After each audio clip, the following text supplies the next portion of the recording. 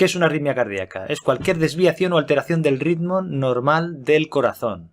Si nos fijamos en la palabra arritmia, en sentido estricto, significa no ritmo o sin ritmo. Tendríamos que hablar entonces de disritmia, pero no vamos a ser tiquismiquis y usaremos el término al uso que es arritmia. O sea, arritmia cardíaca es igual a alteración del ritmo cardíaco normal del corazón. ¿Cómo lo detectaremos? Pues la forma más simple es a través del electrocardiograma, pero también hay otros estudios más sofisticados como por ejemplo el Holter o estudios electrofisiológicos. Pero no vamos a entrar aquí en eso.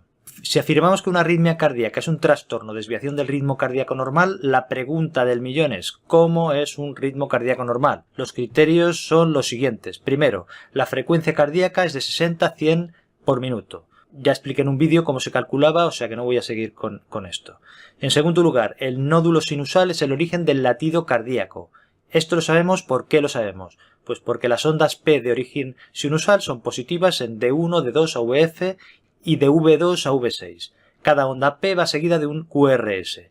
El intervalo PR es constante y la distancia PP es igual a la distancia RR. No me extiendo aquí tampoco porque ya lo expliqué en otro vídeo y asumo que tenemos unas nociones generales del electrocardiograma. En caso contrario, recomiendo ver la serie de vídeos de electrocardiograma que hice en otra época y que están en el canal. En tercer lugar, el impulso cardíaco se propaga a través de las vías de conducción normales, esto es, nodo sinusal, después aurículas, luego nódulo auriculoventricular, luego haz de His con su rama izquierda y derecha y al final con las fibras de Purkinje. También hice un vídeo sobre el tema, me remito a este.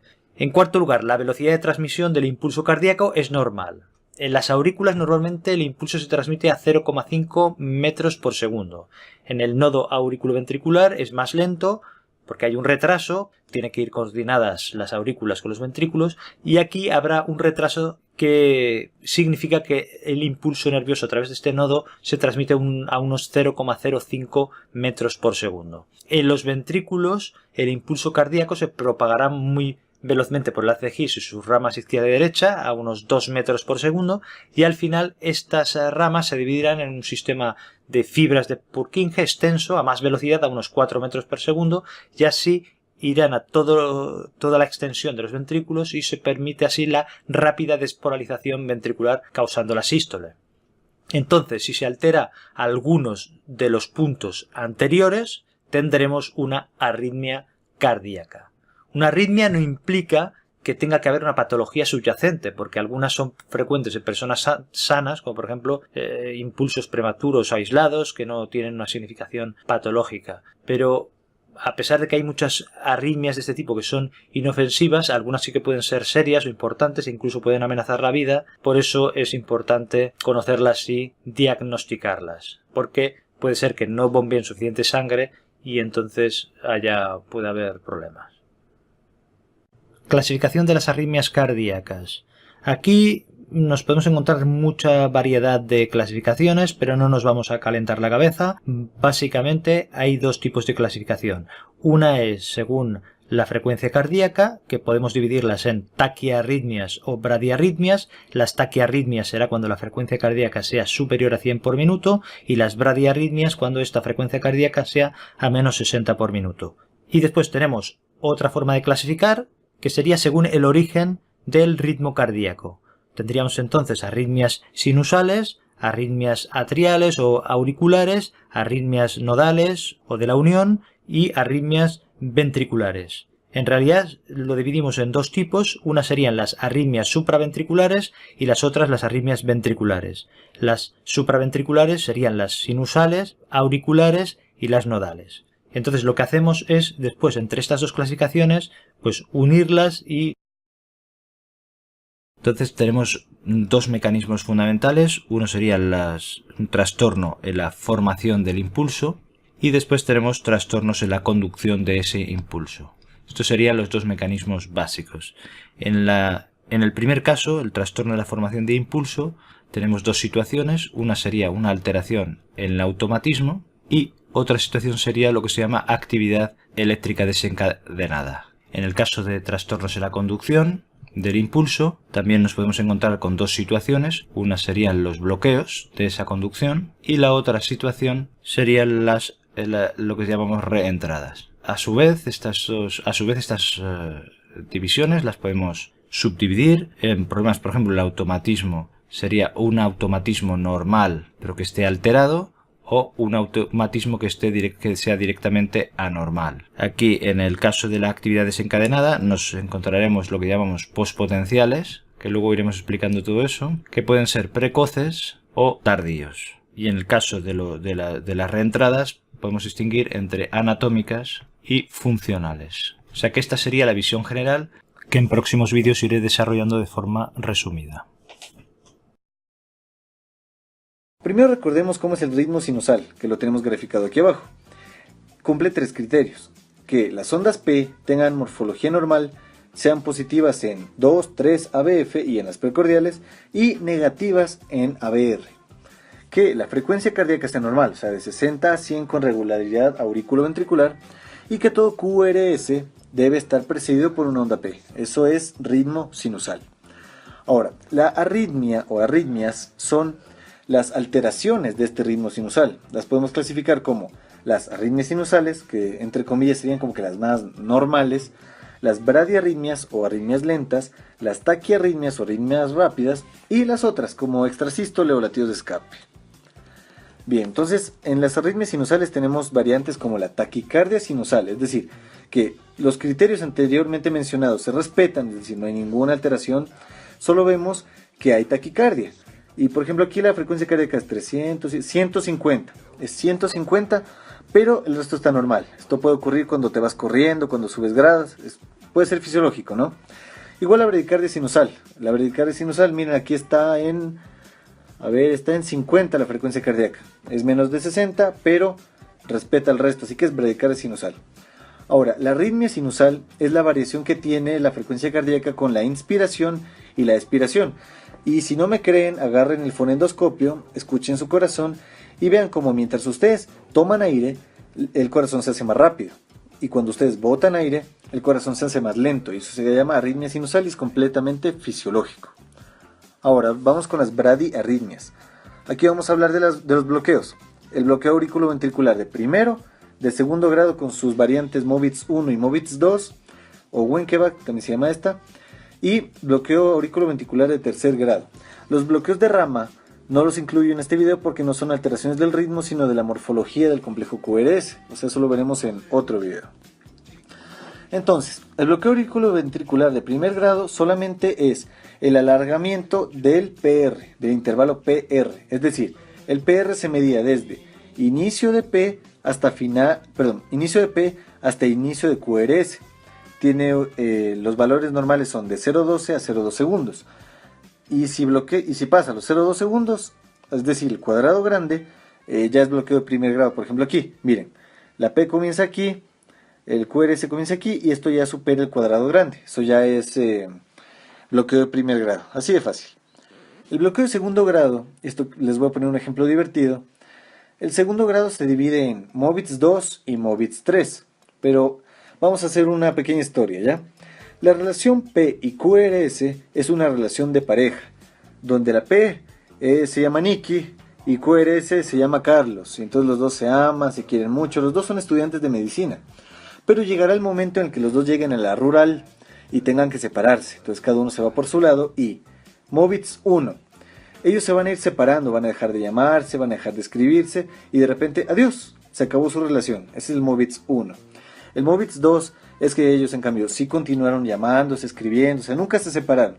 Pero de repente, el día menos pensado, Carlos se fue con la enfermera y chao relación, adiós. Ese es el Movitz 2. Y vamos a verlos cómo serían en el trazo. Entonces, el Movitz 1, véanlo, P y QRS están unidos. Pero aquí se separaron un poquito, se fueron separando más y de repente, chao Carlos, o sea, chao QRS, se fue. Esta es Movitz 1, si ven, se van separando hasta que desaparece. El Movitz 2 iban juntos, juntitos, así todo bien, y de repente Carlos se fue con la enfermera y desapareció. Y si ven, no hay alteraciones de P, entre P y QRS, o sea, desapareció de golpe. Esto es importante porque el bloqueo Movitz 2 y el auriculoventricular de tercer grado requieren marcapasos. Estos son los más peligrosos porque son los más susceptibles a generar después las consecuencias como síncope, disnea, insuficiencia cardíaca, todo eso. Y el bloqueo auriculoventricular de tercer grado es que P y QRS estén cada uno, hagan lo que se le dé la gana. O sea, esa es la mnemotecnia. Entonces quiero que vean aquí el trazo. P, como ven, respeta una ritmicidad. O sea, P sigue un compás. Pero después de P no hay QRS, sino el QRS está puesto donde se le dé la gana. ¿Sí ven? O sea, hace lo que quiera. Ese bloqueo es peligrosísimo.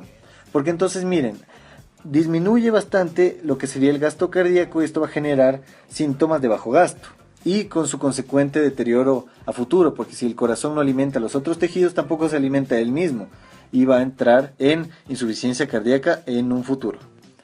Las taquiarritmias, en cambio, son las arritmias rápidas. Aquí podemos tener los trastornos de la aurícula, las taquiarritmias del ventrículo, y aquí les puse un cuadrito como que para que recuerden o se aprendan más o menos que hay 4 arritmias que son letales, que son estas 4 que están acá. O sea, letales quiere decir que son las que matan. 2 de ellas son chocables, o sea que son tratamientos que puedes tratarlas con electricidad y las otras no. Las que son chocables son la fibrilación ventricular, la típica que ves en las películas, y la taquicardia ventricular sin pulso. En cambio las no chocables, las que no debes por nada meter electricidad, son la asistolia. Si no saben qué es asistolia, es cuando el trazo se queda así en o sea que ya no hay actividad cardíaca eléctrica, eso es asistolia. Ahí no debes meter, a diferencia de como ves en las películas, no, aquí no haces eso. Y en la actividad eléctrica sin pulso. Entonces, en las alteraciones de la aurícula, miren esto. No, entre latido y latido, o sea, durante la diástole normalmente tendríamos que tener una línea, ¿verdad? Una línea que separa latido y latido. Pero no, estamos viendo un montón de alitas chiquitas, de ondas F se llaman. Las ondas chiquitas de baja amplitud F corresponden a fibrilación auricular. La fibrilación auricular no compromete mucho la función cardíaca, pero el problema es que si la aurícula está fibrilando, la sangre se aposa y genera trombos. Y estos trombos pueden llegar al cerebro, pueden llegar al mismo corazón y son letales. Por eso es que la fibrilación auricular, así parezca pendeja, es muy pero muy peligrosa, ¿sí? Otra alteración de la aurícula es el flúter.